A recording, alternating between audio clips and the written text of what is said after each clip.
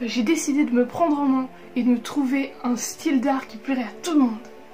Ouais, et surtout à moi. Et tout le monde dit que l'art style ça vient tout seul, faut juste patienter, et moi je crois pas.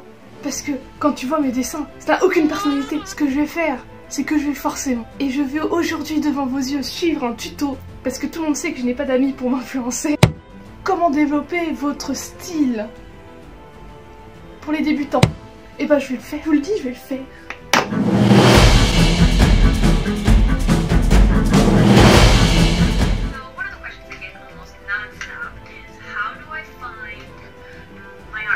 Donc la première étape c'est de dessiner. Est-ce qu'on peut dessiner des poneys? Je suis allée suivre un tuto sur Clipstudio Paint officiel, un tuto officiel, et ils avaient des brushes réalistes de crayon.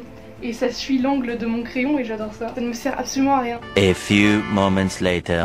On va dire que ça passe. Donc ça c'est mon art style. Et soit je prends des années à le développer toute seule, soit je force. Et ce que j'ai envie de faire. Step 2. Redessiner avec, en corrigeant ce qu'on n'aime pas. Qu'est-ce que j'aimerais corriger? Déjà la tête. Les pattes j'aime bien. Un jour j'arriverai peut-être à avoir la hauteur du cul correctement du premier coup. Toutes ces pattes là, je sais pas ce qui s'est passé avec les pattes, mais j'aime bien la forme des pattes. Les oreilles à améliorer, je sais que je dois améliorer les oreilles des chevaux, je dois aussi améliorer les oreilles des humains, mais j'ai déjà un peu plus travaillé ça avec le MS 50 Days. On va commencer par dessiner une tête un peu mieux déjà. J'aurais voulu qu'il nous fasse comme ça. Wink wink. Je sais que la technique en fait c'est de faire un cerf-volant. T'as la ligne des sourcils là, et t'as le museau là, voilà. Et de là, t'as une bonne tête. Je suis allée chercher des tutos pour ça. À un moment, je pensais que le pic de ce cerf-volant, c'était les yeux. Mais du coup, les yeux, ils avaient l'air d'être là. Juste d'être là. Terrible. On va tenter de lui faire le cul plus haut. Déjà, dès le début. Et on va essayer de faire un corps assez long par rapport à la tête. Parce que j'ai vraiment tendance à faire une tête beaucoup trop grosse pour le corps super petit et des jambes super longues. C'est ma vie ça. Les jambes longues et les petits corps. Voilà, on a un peu amélioré les oreilles, du coup il a l'air d'être un mulet et pas un poney. Je ne sais pas comment les poneys tournent leur tête comme ça, je crois. C'est incroyable. Je ne fais que ça, les poneys. Alors je regarde en haut parce que j'ai mis tous mes poneys là-haut. Ouais. Je les ai mis là. Mais au final, il n'y en a aucun qui tourne la tête de la même façon. Toujours sans référence. Juste ma librairie visuelle. Sans référence alors que j'ai regardé là-haut. Je l'ai pas fait sans référence. Il n'y en a aucun que j'ai fait sans référence. References. Je vais imprimer des références pour faire des humains, mais finalement j'ai décidé de faire des poneys. Donc on va chercher des poneys qui ont à peu près la même pose. Ça va être compliqué. Pour les références, souvent je les copie-colle sur mon fichier, je fusionne tous, je les organise et je fusionne tous, et après je les copie et je les colle en tant qu'une nouvelle image sur Clipstudio Paint, et c'est super pratique. Et on peut faire ça sur Photoshop, mais on peut pas faire ça sur Sai. Sai ça prend la moitié de ton écran, et parce que t'es obligé de... parce qu'il n'y a pas plusieurs niveaux de fenêtres. Nick Sai. Il est affreux. Il est absolument affreux le premier. Waouh.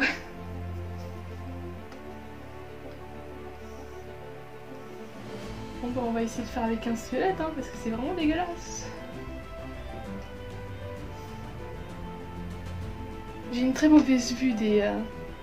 J'ai une très mauvaise vue des proportions. C'est encore pire sur le digital.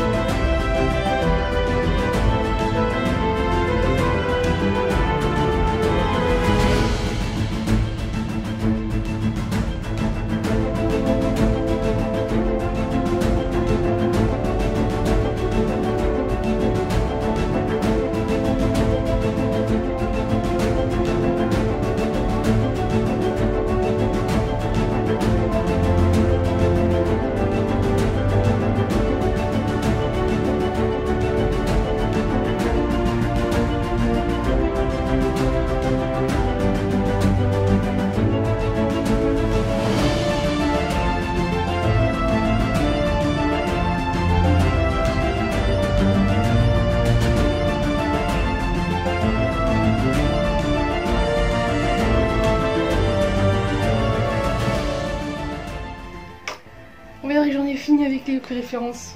Ça va de mieux en mieux parce que je mets des ombres. Encore un défaut que j'ai, mettre des ombres sans raison.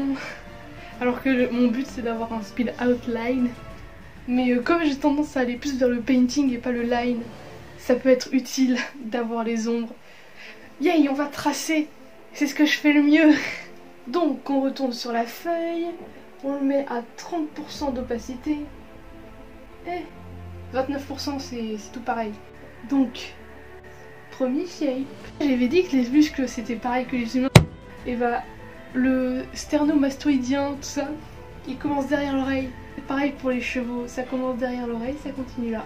Et bon, maintenant je vais vous laisser me regarder parce que je n'arrive pas à parler pendant que je dessine. J'aurais pu utiliser plutôt des cubes parce que c'est plus facile à faire tourner et à voir les axes. Et même avec ça, en fait, comme le cube, il y a plein de trucs à casser, je finis forcément par faire des formes tout aussi bizarres que ce qu'elle aime faire. La ligne d'action, ça permet de savoir où est-ce que le poids du dessin est, vers quelle direction va le dessin. C'est plutôt utile à savoir. Et ce genre de truc, je le fais plutôt sur Line of Action ou Sketch Daily, où vraiment il faut que je me grouille et du coup je vais faire la ligne d'action et après je rajoute des petits morceaux qui résultent des lignes d'action en plus pour montrer où sont les bras et tout. Et après je fais les volumes, pas comme ce que j'ai fait sur ces références où j'ai commencé par les boîtes et ensuite j'ai fait la ligne d'action. D'ailleurs souvent la ligne d'action elle correspond à la colonne vertébrale sur mes personnages. Sur les poneys c'est un peu plus compliqué parce que la colonne vertébrale reste toujours droite. Donc en fait c'est surtout la forme du cou qui va dépendre de la ligne d'action. Et maintenant qu'on a vu comment c'était sur la vraie vie, on va refaire le poney. Je suis en train de recommencer pour la 3e fois.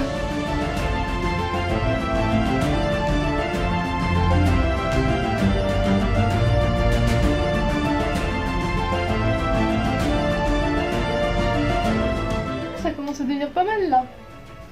Je vais éliminer les sabots par contre. Ouais, définitivement. Les sabots ça sert à rien, n'est-ce pas? Est-ce que je n'aime pas dessiner les sabots parce que je sais pas les dessiner? Oui. Étape 4, voler comme un artiste. Après avoir tracé, on va voler. Si c'est pas génial ça. Du coup je vais retrouver les artistes Instagram que j'aime bien. Ah, c'est vrai. On peut pas copier-coller d'Instagram. Bon bah tant pis, Pinterest. Il y a beaucoup de choses qui vont dans un style d'art et du coup il y a certaines choses que tu vas préférer et d'autres pas. Comme le line, les formes, les couleurs. Sauf que là j'ai pas beaucoup de couleurs que j'aime bien par ce qui est monochrome là. Ce qui est monochrome là. Et du coup on va essayer de mettre ça, de prendre ce que j'aime bien là-dedans et de le foutre dans mon poney que j'ai fait après avoir eu des références. Du coup je vais commencer par un des artistes. Je vais essayer de faire la même chose que lui. Sans regarder, ce que j'aime bien c'est celui de Jordan surtout. Le but ça va être de faire la même chose que lui, en analysant. Donc c'était les vidéos que j'ai regardées, la colonne vertébrale, la tête, l'encolure, le corps, les pattes. Et après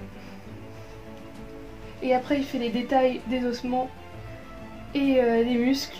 Et c'est cette partie là, le ribcage et le petit trou là, qui m'intéresse le plus. Et qu'il faut réussir à retrouver dans les références d'ailleurs. C'est toujours visible en fait ce trou, c'est vrai. Là c'est ce truc long comme ça, et là c'est ça. Dans celui-là, du coup il serait là. Bon, maintenant j'ai étudié.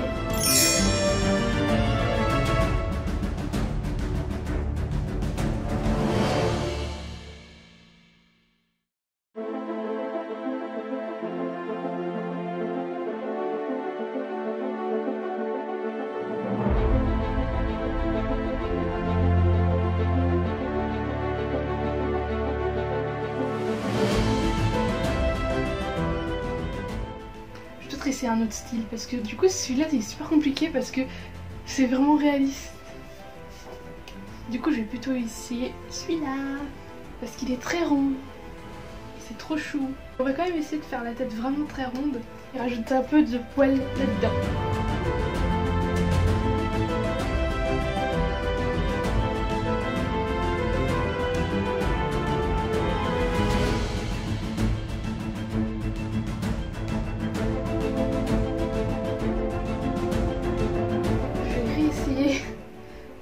poney avec le mélange des styles.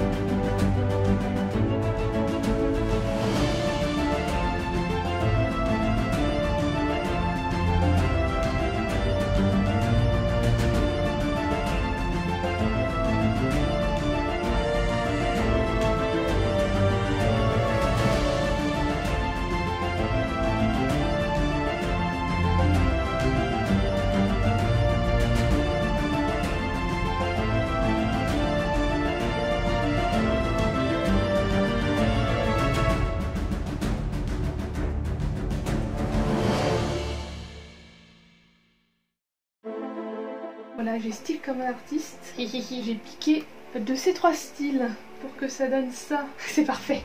Et voilà, du coup ça ressemble à un style totalement différent de celui des 3 que j'ai pris.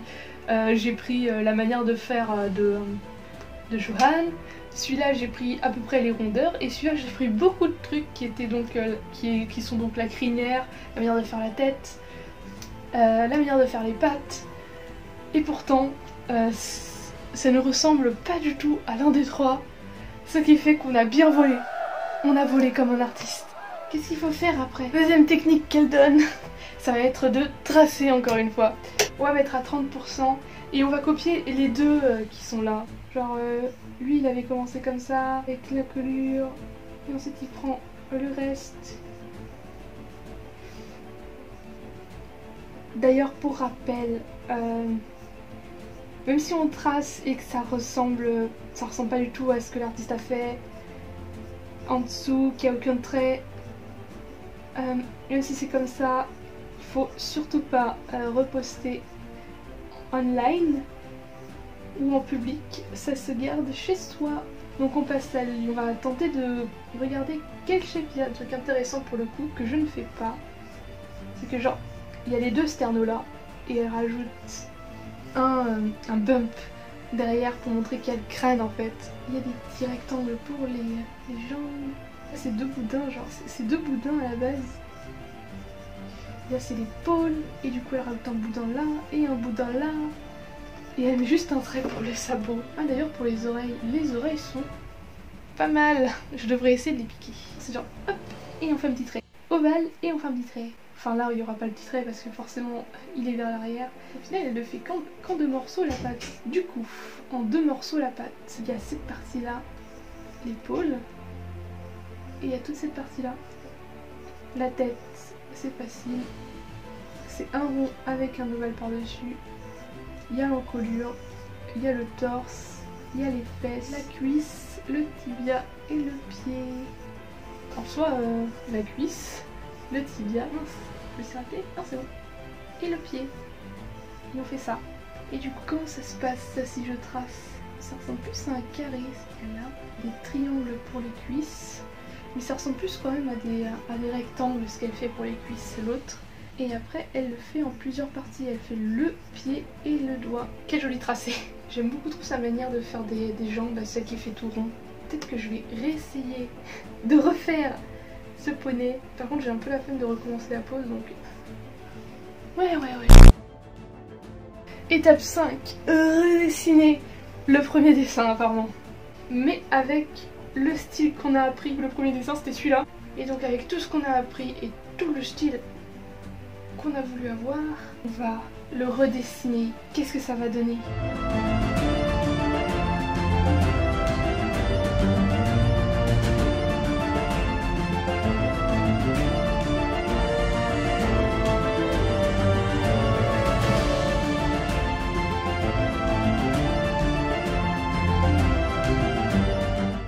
Voilà, nous avons réussi à retrouver un style pour dessiner des chevaux. Il faut juste que j'arrive à améliorer cet angle de vue, mais je pense que on va se débrouiller sans cet angle, parce que franchement, qui a inventé cet angle de tête? Qui? Hein? C'est moi qui ai décidé de dessiner cet angle de tête alors que je sais pertinemment que je ne sais pas le dessiner. Apparemment, ce qui est bien avec cette technique, c'est qu'on peut l'utiliser pour peu importe quelle partie, ça peut même être juste pour les mains, juste pour la tête du cheval que je ne sais pas comment faire. Pardon? Retourner à l'étape 1. Encore et encore. Mais pour ça, j'ai envie de découvrir de nouvelles techniques. On va donc chercher de nouvelles vidéos sur comment trouver un